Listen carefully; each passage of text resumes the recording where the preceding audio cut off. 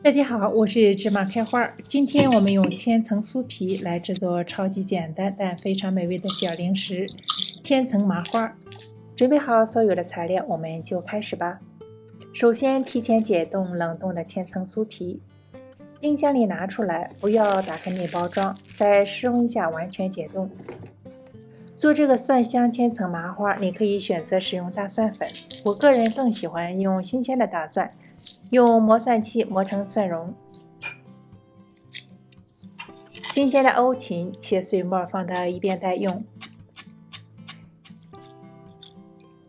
一个鸡蛋加1汤匙的水，用打蛋器打匀，制成蛋液。都准备好了，这时候将烤箱预热到180摄氏度，将千层酥皮展开铺平。你也可以自己做酥皮。点击右上角观看我之前的视频，那里有详细的制作过程。在酥皮的表面刷上一层蛋液，可以帮助馅料粘到酥皮上。将蒜末均匀地铺到酥皮上，只需要铺满酥皮的一半。欧芹均匀地撒在大蒜上面，然后取磨碎的 Parmesan 奶酪再撒上一层。奶酪留下一些，后面再用。将空白的这半张酥皮折叠起来，盖住另一半酥皮，再用擀面杖轻轻地擀几下，使2张酥皮和馅料粘到一起。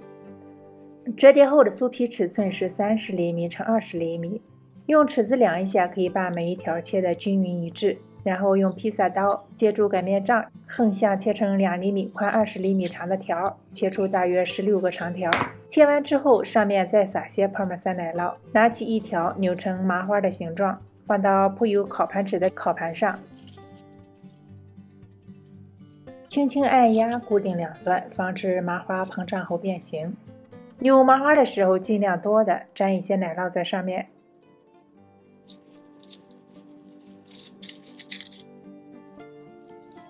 最后再在麻花的表面刷上薄薄的一层蛋液，撒上剩余的所有的 Parmesan 奶酪。这时候烤箱已经预热到了355华氏度、180摄氏度。我们将烤盘放到烤箱中间的架子上，烤20到25分钟，直到金黄。麻花趁热的时候味道最好，但是也可以凉着吃。把它们堆在漂亮的盘子里，或者是装进高高的玻璃瓶里。